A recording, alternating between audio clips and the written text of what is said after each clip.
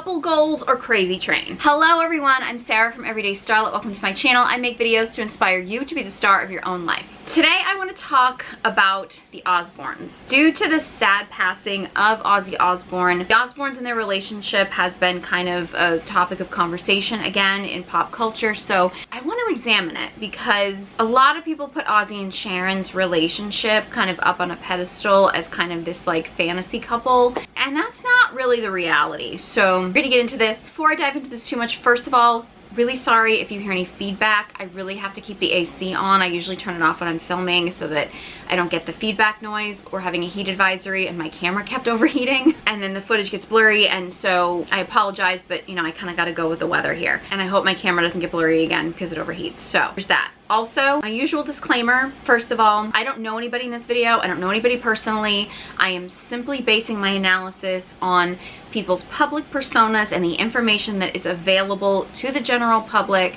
I don't know what anybody's like behind closed doors. And at the end of the day, like, what I'm talking about is not really about the celebrities. It's actually about the lessons we can take from these celebrities and their public images, and the lessons we can take into our own lives so we can have happier, healthier lives and relationships. Also, I'm not an Osbourne's expert by any means. I actually never watched their reality show. Honestly, the show like never appealed to me. I never got into it. If you are someone that has watched the Osbournes, I know it was a huge hit show. You may have a different perspective on their relationship. If you do, let me know. Please leave a comment. But basically, I hadn't really followed too much of the Osbournes. I used to watch Kelly Osbourne on Fashion Police, but that was pretty much like the extent of it. So for research for this video, I couldn't go back and watch all the Osbournes episodes. I didn't have time, but I did watch it was like an A&E biography of Ozzy Osbourne. It's free on YouTube if you want to watch it, that kind of dove a little bit more into like Ozzy and his career and how his career related to his family and stuff like that. And then I went back and I watched a few interviews and stuff, particularly with Sharon and a little bit with Ozzy and Sharon, just to do a little bit of research on them as a couple. So if you are someone who has followed like Sharon and Ozzy and like their career and everything really in depth, you may have some different perspectives on this than I do. I'm just giving you a basis for like where I'm getting my analysis from. So one of the reasons I think I didn't get into the Osbourne show was because I always felt like, because Ozzy clearly had some health issues over the years as well as his addiction problems and things like that, but I always felt like the show was portraying Ozzy as kind of like the dumb dad stereotype. And I have a video going into the problems with the dumb dad stereotype, but that was super popular in pop culture, particularly around the time that the Osbournes were popular. I mean, you saw it in like sitcoms, movies and everything, and I've talked about this before, but like the dumb dad stereotype and the normalization of like dads being just kind of like dumb fools and stuff like that. Like, it's funny, like it can be entertaining, and there's a lot of reasons why people use that as a comedy trope, but it is really detrimental because it does normalize fathers basically being idiots and not actually being able to lead and take care of a family.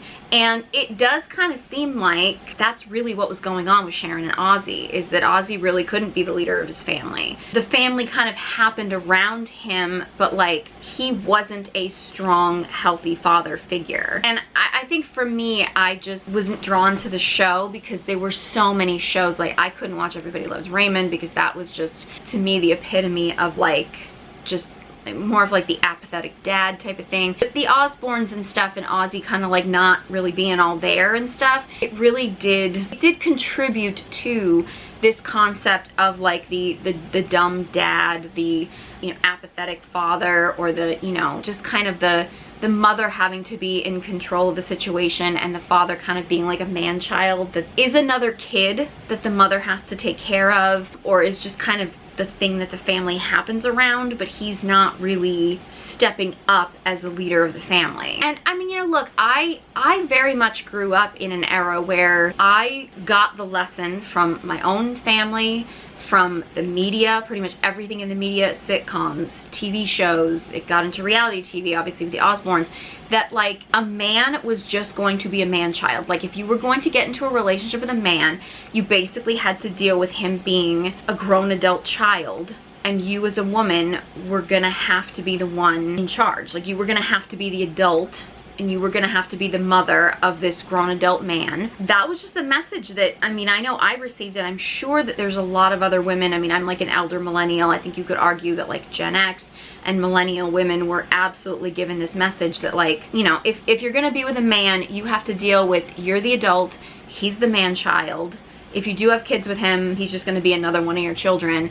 And that's still perpetuated to this day. Like, we still see it in the media all the time, and it's so normalized. And I think there's a lot of people out there that relate to the, like, Ozzy and Sharon, or you know, even if you don't necessarily have that specific dynamic of, you know, the husband being a rock star and the wife being a talk show host and, you know, being celebrities or whatever, but like the mother having to be the one with the brains and the one in charge and the one in control, and the man kind of like just kind of being a, you know, a child that things happen around. It's so normalized, and just because it's normal in society doesn't necessarily mean it's healthy. And I think you could make the argument that that's the root of a lot of our problems today, because it's ironic, because we have this society where men being the man child, basically just a grown adult child, is so normalized, and women having to be the grown adult and essentially mother man children is normalized. Yet these man children want to be perceived as the leader of their household.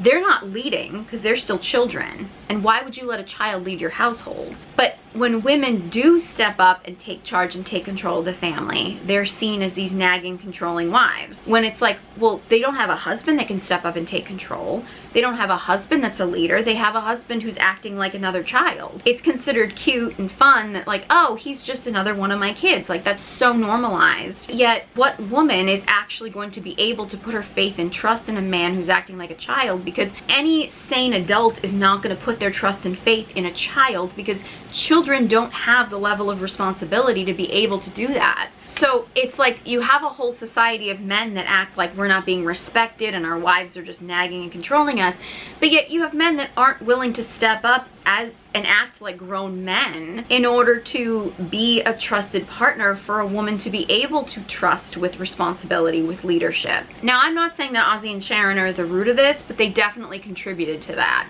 And the normalization of that. But you know, you did see it in sitcoms, movies, TV commercials. Like, that whole behavior was absolutely normalized. God, there's so many different topics with Ozzy and Sharon because they were together for so long. Ozzy and Sharon are one of the reasons why I never see longevity in a marriage as a success story. And I'm not saying that people can't celebrate anniversaries and you can't celebrate how long you've been married or whatever. If you want to do that, that's fine. But I will never see people being married for a long period of time as a success story, because it only gives you one perspective. It's the quantity of the relationship, but it doesn't indicate the quality of the relationship. More often than not, the longevity of the relationship, too often, not 100% of the time, I do believe there are still healthy, happy relationships in the world, but more often than not, longevity in a marriage is determined by how much suffering usually the woman is willing to put up with. And clearly, in the Ozzy and Sharon situation, I'm not saying she didn't have a lot of benefits being married to Ozzy Osbourne, but there were a lot of sacrifices that she had to make in order to make that marriage work long term. I will admit, after watching the biography of Ozzy Osbourne, like the A&E biography that I found on YouTube, I didn't know that much about heavy metal music. It wasn't something that I really had studied much of. I'm all for, if people want to mourn him because he was a celebrity, people want to, you know, credit him for the contribution he made to the music world and things like that. Because I am of the belief, I know this isn't a common belief now, but I do believe you can separate the art from the artist. Because I think if you can't separate the art from the artist, then you can't experience art. Like, there's probably no significant pieces of art in the world of any genre that were only made by perfect people. Most artists are imperfect people. I would never say, like, oh, you can't praise this person that created this art because this person was imperfect. You can choose who you want to support and who you don't want to support. But I know I've seen it. I mean, I was a stand-up comedian for many, many years. I've known some people that were vile human beings. They were good comics, you know? And were there people that I wouldn't be alone in a room with? Yeah. Were there people that I thought were funny? Yeah.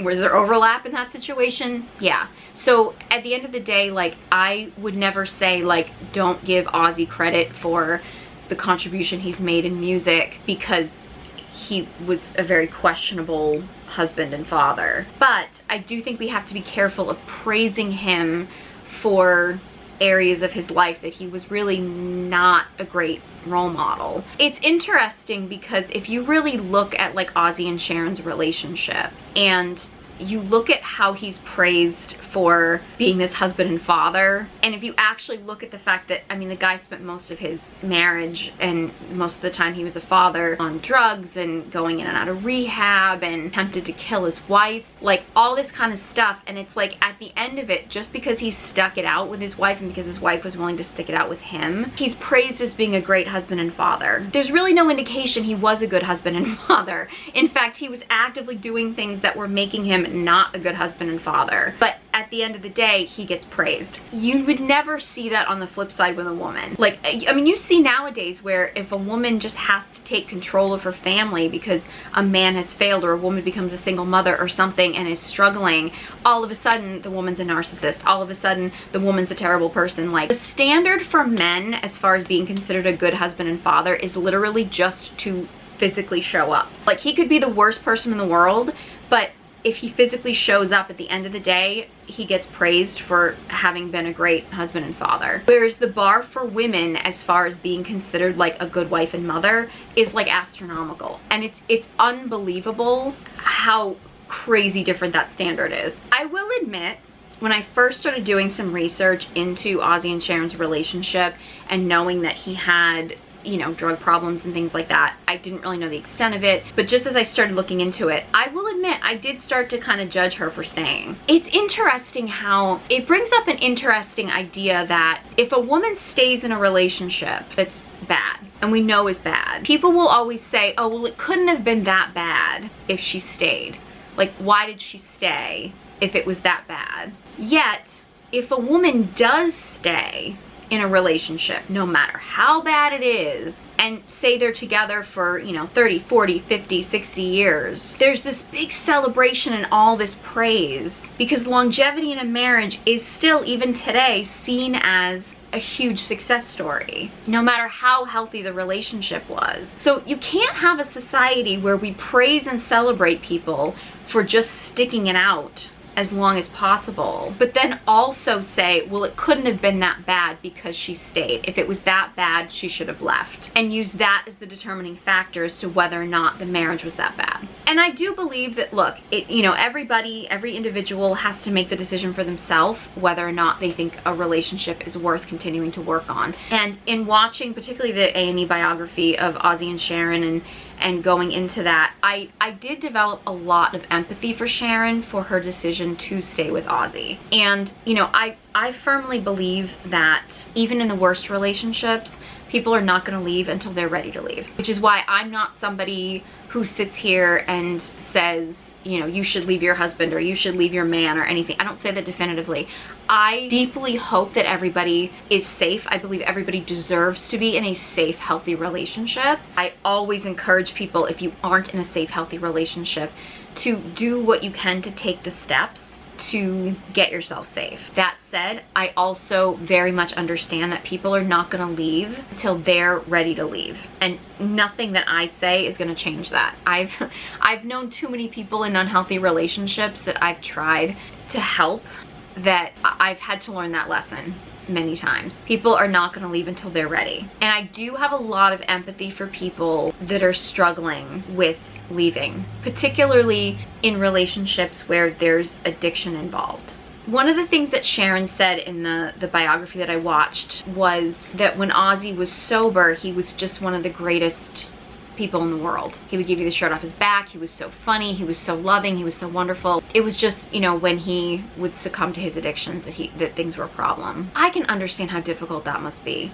You know, I mean, I have a lot of empathy for people who stay because the good times are so good that they can justify staying even though the bad times can get really bad. And I mean, an attempted murder is arguably the worst. Like, that's arguably as bad as you can get. That is something that Ozzy and Sharon have been very open about, that Ozzy did well, and he claims he doesn't remember it. All indications do show that he doesn't remember it, but you know, he did attempt to murder his wife, and you know, again, he was intoxicated. But it does go to show that people with addictions cannot be in a loving relationship. When somebody is an addict and they are actively in their addiction, they can't love you. They're incapable of that because their addiction is always the thing that they serve first.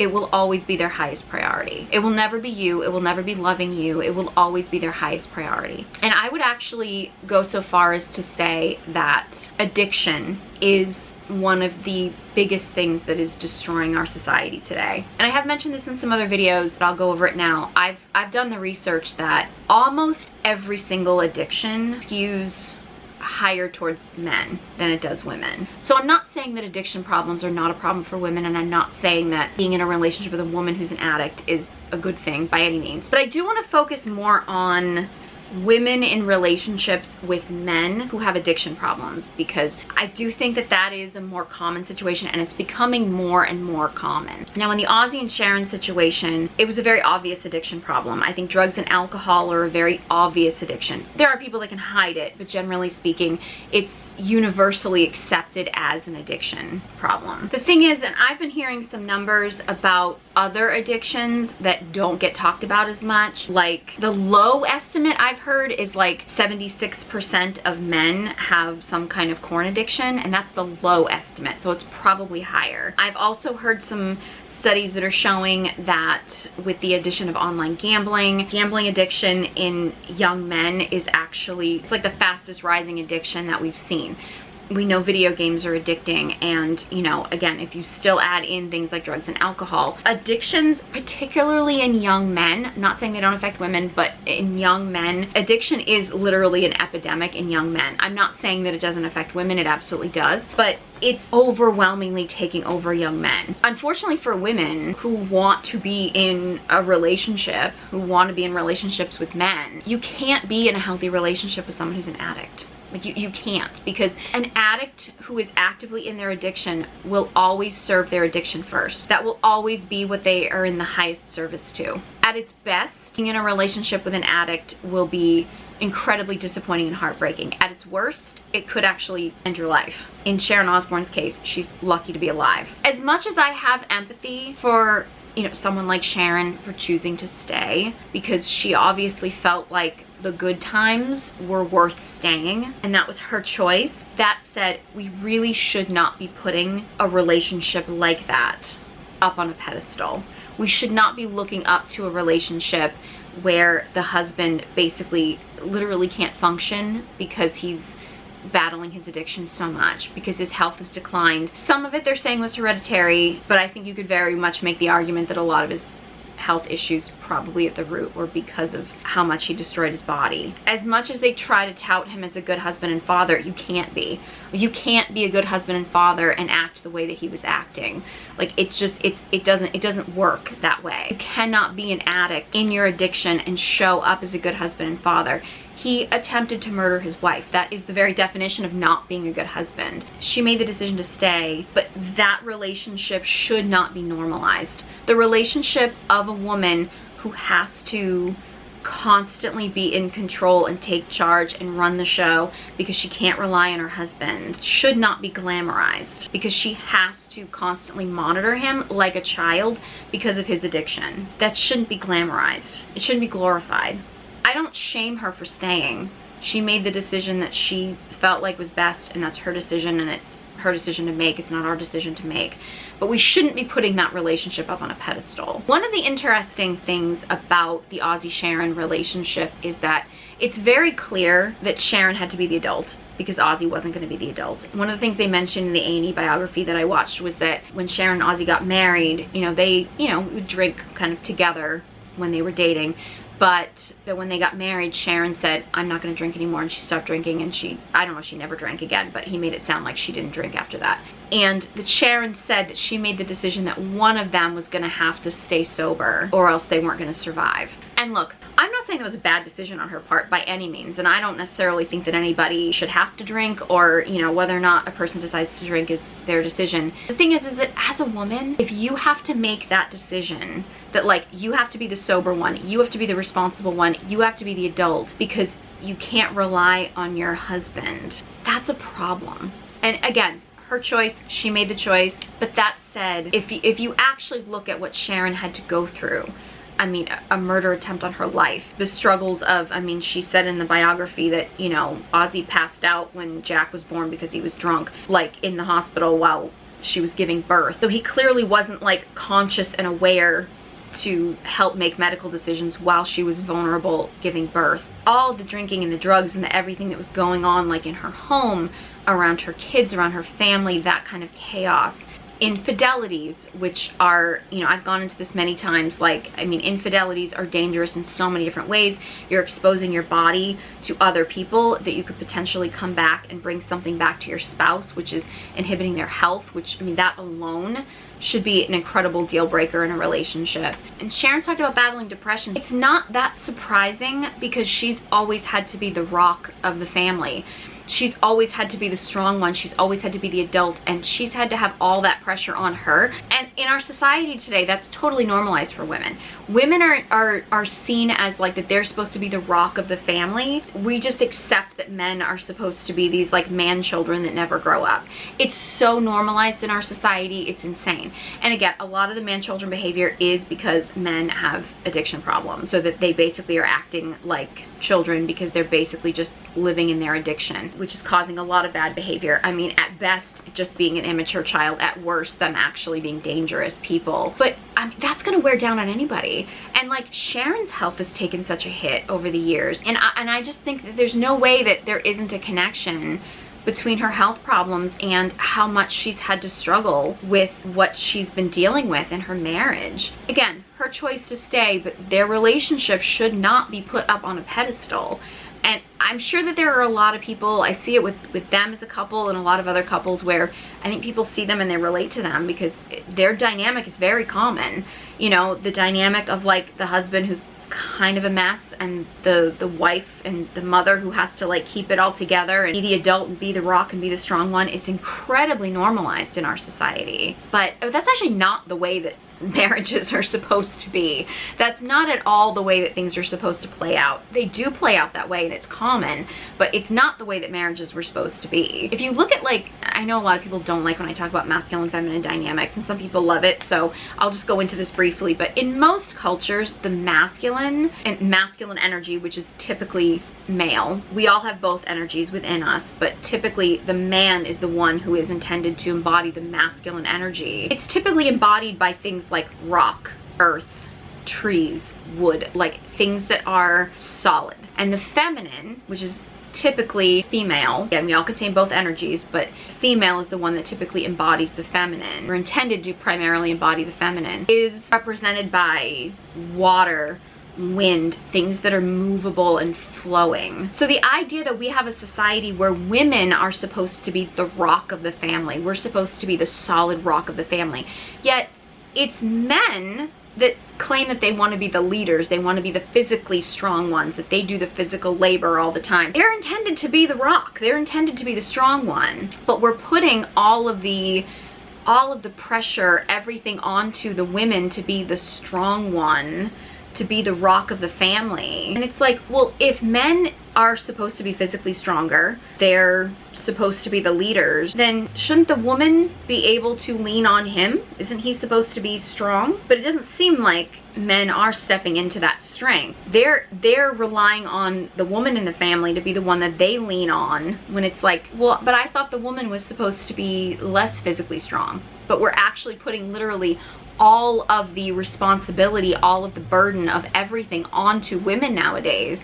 And men aren't taking any of that responsibility. In fact, men are sinking more and more into addictive behaviors than they ever have been before. Men are prolonging becoming adults longer than they ever have before, whereas most women are expected to be adults from birth. I mean, we're letting men in their, you know, 40s, 50s, 60s kind of being like, well, I'm just thinking about growing up and settling down, maybe in the next few years or so. But most of them are going to, because most of them by that point in time are so sunken into their addictions that you know, I mean, who knows where they're gonna end up. I mean, it's just, we're just in this weird society, and there's so much pressure on women to be the adults and to be the strong ones. Women are doing it, and I think that there's a weird message right now that like, oh well, women are better leaders and so men aren't naturally supposed to be leaders. Well no, men are actually supposed to earn their masculinity. Men are supposed to earn that leadership role. If you think about it, why would you follow a leader that hadn't earned that role?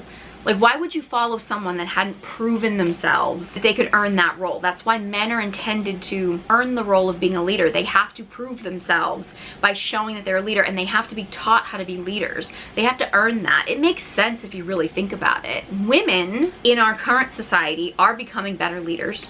We are achieving more. But for most women, that's trauma response. For most women, we're doing that because women are more adaptable in society. We have to be, because we typically have to adapt to society in order to survive, because we do tend to be less physically strong. So women tend to have to adapt to the conditions in society more than men have to adapt to them. So women are becoming leaders, and women are becoming more educated, and they're becoming stronger because we have to for survival. But there's a reason why the soft girl era femininity content, even the trad wife life, which I would argue is not that feminine, but like that, you know, provider mentality or the sprinkle mentality, like, which again, I don't think are necessarily all that feminine. I'm not saying all those movements are healthy. I think that some of them are healthier than others. There's a reason why that appeals to so many women. It's because women are tired of always having to be the leaders. Women were not intended to have to be the strong ones. It's why so many women find it appealing when they'll say like, oh, I love when I'm with my man, I can just turn my brain off. And people say that that's dangerous, and it's absolutely dangerous to turn your brain off around a man, especially a man who has not proven that you can trust him. So, I mean, I'm not telling women that they should do that, but there's a reason why that sounds so appealing to a lot of women, is because women were not intended to have to take on all the burdens of life. We weren't intended to be the rock of the family. We weren't intended to be the rock of our community. But unfortunately, we have a society of men who are not being taught how to be men. They're not being taught how to be masculine.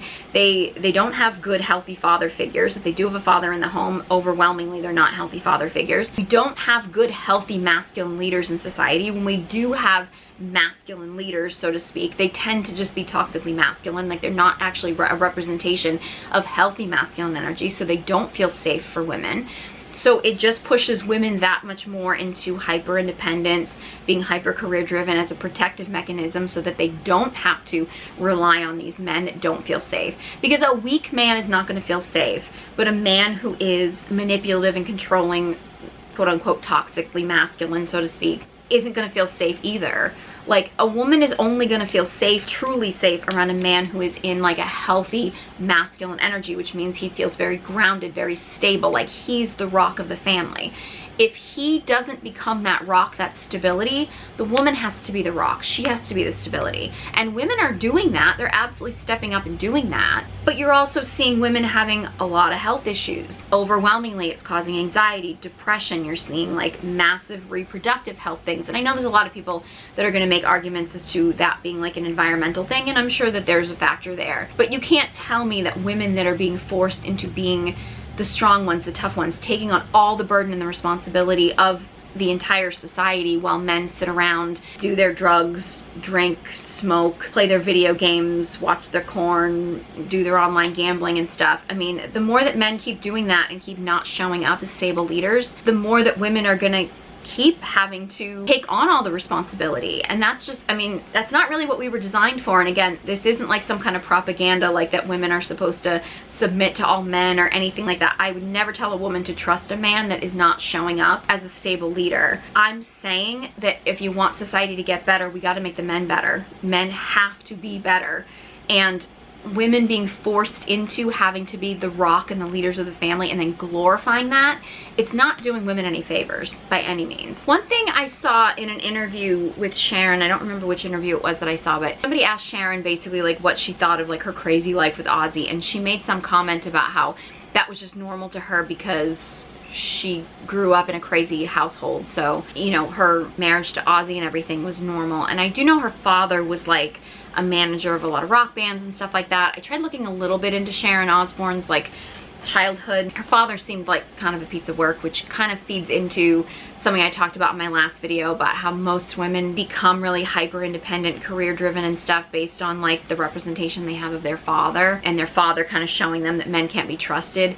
And I won't get into it in detail. You can look it up a little bit more about Sharon Osbourne's father and her relationship. It kind of seems like her father kind of screwed her over in business a little bit. She had kind of a chaotic childhood and stuff, and it kind of goes back to a saying, I'm paraphrasing this, growing up, if your home was chaotic, you'll always see chaos as home. And unfortunately, our nervous systems can really be like attuned to seeing chaos or seeing struggle, or you know, being with a partner who is mature, or being with a partner that is very chaotic or even dangerous. It can feel like home if that's what you grew up with. And you know, I've mentioned this before in other videos, but I'll go into this. I remember seeing this video of a woman who was talking about like the red flag in her boyfriend, and went on to describe this like horrific experience that she had with this guy who was clearly abusing her. And there were so many people in the comments that were like, okay, that wasn't the red flag. Like the red flag was what led up to that. And it kind of gave me this like epiphany moment. You know, like I don't have a history of like physical abuse in my past. So it's not a pattern that has repeated itself in future relationships. However, I was in a relationship at one point, and it did get really close to being physically violent. When it started to get to that point, it like was jarring for me, because it was like, ooh, I'm not used to this. This is not safe. So like I had the alerts going off, like the red flags were going off in my head, right? Like danger, this is not normal. However, I do have a serious history of, say, like psychological manipulation from my past, from very early in childhood. So things like psychological manipulation were very common in relationships when I got older. And it took me so long to recognize them, because I was so attuned to them. I was so used to somebody telling me a reality that was not the reality I was seeing in front of me. I was so used to not trusting my own eyes and my own instincts, because I was so used to being told that the way things were was different. So I let that slide in future relationships and didn't see the manipulation until it got so bad, because I was used to that. And I think we have to take into account that people's nervous systems get accustomed to what they grow up with. So if you grew up with, say, you know, an alcoholic, abusive father, for example, and you get into a relationship with somebody who's an addict and abusive, you're probably not going to see the signs as quickly, because your nervous system is attuned to that. You're used to that. Even if you actively do not want to be in a relationship like that, and you know that that's not a good thing, and you know that that's not what you want to be in, it can be harder to spot the red flags leading up to that, because your nervous system is attuned to that. You're used to it. It's your normal. And you kind of have to heal from that, and you have to be more aware, because you've been conditioned to see that behavior as normal. Like, I think sometimes we have to take that into account when we look at people and like, why didn't they leave, or why did they choose this person, or whatever. And again, I never encourage anybody to stay in a dangerous and unhealthy relationship, but I do also want to offer some empathy and some understanding for people who are still figuring out their own patterns. They're still figuring out their relationship, maybe the one that they're in, or past relationship. I think we have to take some of these things into account, that, you know, we don't choose our past. I mean, we especially don't choose our childhood. And it's our responsibility as adults to heal from that, but everybody is healing at their own time and their own pace. And just because somebody gets into a relationship with somebody who is unhealthy, or God forbid dangerous, and doesn't spot the signs and doesn't leave right away, it's not always because they're choosing that, or because it's a healthy, acceptable relationship. And I think in the world that we have right now of accountability, and I'm not saying that people shouldn't, you know, hold some responsibility for their own actions, particularly as adults, but I do think we also have to look at, in an empathetic way, you know, we all come from different backgrounds, and we all come from different experiences, and our nervous systems are attuned to different things. We're in different situations where some people are much more able to just walk away from a relationship, and some people are not. Like, I do think that we have to recognize the humanity in some of these things. And in saying that, I also think that it's important to not glorify toxic relationships. Our society loves to glorify toxic relationships. We love to look at the Osbournes and think, what a romantic love story, because they were soulmates that found each other and stayed together for so long. When we're talking about a man who spent most of his marriage in and out of rehab, doing drugs, attempted to murder his wife. Like, I mean, we're talking about a relationship that was not healthy. It was their choice to be in that relationship, and you know, I'm not shaming or judging Sharon for staying in that relationship, but putting their relationship up on a pedestal as something we admire is not healthy. It's not something that we should be doing, because it was not a healthy relationship, and it's not something that anybody should be emulating. And I think that's important, because we do in a lot of, like, I mean, reality TV, but in movies and TV shows and just media in general and stuff, we really glorify unhealthy relationships. And at the end of the day, I mean, who wants to watch a movie or a TV show about just a bunch of healthy, happy people living life? I mean, it would be boring. Like, you know, TVs and movies and art tends to, you know, you want drama, you want something to happen. But we have to be really careful about glorifying unhealthy and dangerous relationships, because it just normalizes them in society. It normalizes that behavior. It normalizes people staying in that behavior. And then people get shamed for staying in that behavior. When it's like a lot of people, I mean, I grew up assuming that if I got married, that I would be the mother to a man-child. I just assumed that that was reality for most of my life. It was not until I hit 40 and somebody was like, oh no, that's not how men are supposed to be. Men are supposed to be grown adults. And I was like, what? Like, I mean, that's why none of my relationships worked, because I just kept getting in relationships with man children, and it would be exhausting, and I would start to realize that it's just not worth being in this relationship, because I can't keep mothering this grown adult man. And so I would get out and you know, I would mourn some of my past relationships, but it always felt like a relief. Like, it always felt like a huge weight was lifted off my shoulders, because I mean, I have enough weight on my shoulders as it is. And you know, it just felt like a relief. Even when it felt heartbreaking or lonely or anything, it was just like, it was a relief. And it wasn't until, I mean, again, I was in my 40s when somebody was just like, you know, men aren't supposed to be man children. Like, men are supposed to grow up and be like protectors and providers and take care of their family, and they're supposed to be strong, and they're supposed to be, and it was just sort of like, what?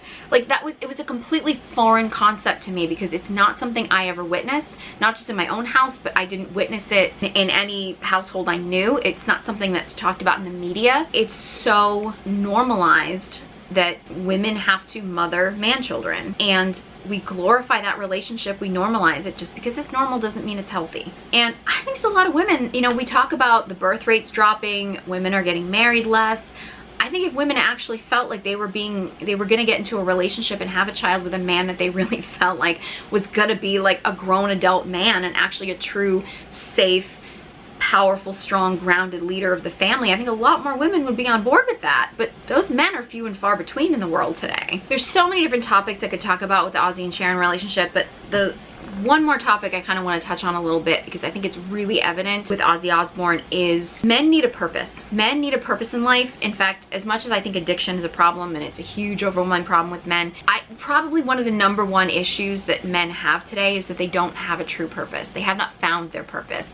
A lot of men are just like, you know, they're just on the hamster wheel, and they're not actually finding like their true purpose, like their true reason for being here. And I think that that's driving a lot of men's bad behavior. I think it's why men are taking out a lot of their anger and frustration out on their families when it comes to that. It's why they're diving into a lot of addiction problems. Although in Ozzy's case, it does seem like he found his purpose and he's still got into addiction problems. So I'm not necessarily saying that that's going to keep someone out of it, but men need a purpose in life. And unfortunately, too many men are not finding it. But I think with Ozzy Osbourne, and particularly in the documentary I watched, the A&E documentary, it's really evident that when he was not making music and performing, that was his true purpose. Like, that was his reason for being here. That was his contribution to the world. And when he wasn't doing that, at times when he would decide to like stop doing that and just stay home with his family, he would really lose his drive for life, and often, you know, would sink into depression and would sink into self-medicating, as he called it, and stuff. And you know, men need to have a purpose. I think a lot of people in general, and women particularly, kind of glorify the idea of a man retiring. It's like, ooh, he'll retire, he'll be home with me, you know, we can do things together and things like that. Men are at their worst in retirement. They are really at their worst. Men only look forward to retirement if they have not found their purpose in life. If they're just doing a job that they're doing out of habit or out of obligation and it's not their true purpose, those are the men that can't wait for retirement. If a man has found his true purpose in life, he will never want to retire. He won't want it to end, because he'll want to keep living his purpose. Now, a man's purpose can shift and change, and maybe at a certain point in his life, his purpose was one thing, but then he may have to retire from that for whatever reason, and he can find a new purpose. But generally speaking, a man just living life to live life, most men are not going to find that satisfactory, and it's usually going to end up leading men down into depression or like other bad habits and addictions. Men are only at their best when they have a purpose. The biggest thing that young men need to do right now is to find their purpose in life. Too many of them are being distracted by other things, but finding their purpose is crucial. But you can tell by the way that Ozzy was talking in the documentary, the A&E biography, about retiring and not wanting to retire. And I actually, and again, all due respect to him and his recent passing, he's talked about retiring, he's done farewell shows in the past and stuff, but you can tell that he never really stopped. The fact that he did this big farewell show and this big farewell event, because it's pretty clear he can't do this anymore, it's not shocking that he didn't live much longer. Because when men feel like they can't live their true purpose, like their true reason for being here, oftentimes that's when men just essentially give up. Like they can't go on. And it's one of the reasons why you see men's depression rates go crazy after they retire. A man thrives when he's doing his true purpose. And his true purpose in life is always something healthy, mind you. Your true purpose, your true reason for being here is something that is positive for you and positive for the world. It can be work, it can be hard work, but it's something that is contributing to the world, and contributing to the world in a greater sense, in a greater way. When men no longer live their purpose, whether it be that they can't or whether they stop, that's usually when men take a big decline, mentally or physically or both. I think a lot of women kind of glorify the idea of like, oh, if I could have a man home all the time with the family and the kids. Men are not going to be at their best that way. I'm not saying that men should not be involved, like husbands and fathers, and that they shouldn't actually be involved in the home life if they're going to create a home and a family. And if they're not going to do that at all, like if a man has a purpose that literally cannot have them ever home with their, you know, their family and stuff, then they really shouldn't have a family. But that said, a man's going to need a greater purpose. Having a family can be part of his life, it can be part of his purpose, but it's never going to be his sole purpose. Like, men need a purpose that is greater than themselves. It's evident time and time again, and I think in Ozzy's case, I mean, obviously he had addiction problems that kind of cloud some of this, but men need to find their true purpose, and when they do find their true purpose and they end up not living that true purpose, or they have to stop living their true purpose, it's going to be really hard for men to keep going on. That's just a reality of life. I think it was really evident when I watched the documentary about Ozzy. He clearly wanted to keep going because he clearly knew that making music and performing and stuff was his true purpose. It was his reason for being there. I don't know how true this is, because I do know that addicts sometimes have a very clouded view of things, but he did make a comment in one of the interviews I saw about how he really wasn't using drugs when he was on stage, and the interviewer was like, well, if you have enough discipline to stay away from drugs and alcohol when you perform, like, why don't you have that same discipline for your family? And he was like, I don't know, it's a good question. It's because performing was his true purpose. And a lot of men will get their act together for their true purpose, for the thing that they prioritize most. Again, he's touted as this amazing husband and father. If that's how his family wants to remember him, that's their choice. But clearly, he was intended to be a musician, and that was his true passion and purpose, because that was the thing that he valued enough to keep his focus. The family was secondary, and it was always going to be secondary. And that can be heartbreaking for women when they realize that a man's true purpose is not them. It's probably not going to be the family. And again, I'm not saying that men should not be there for their family and take care of their family, but this is the irony and the ultimate frustration that I think women feel.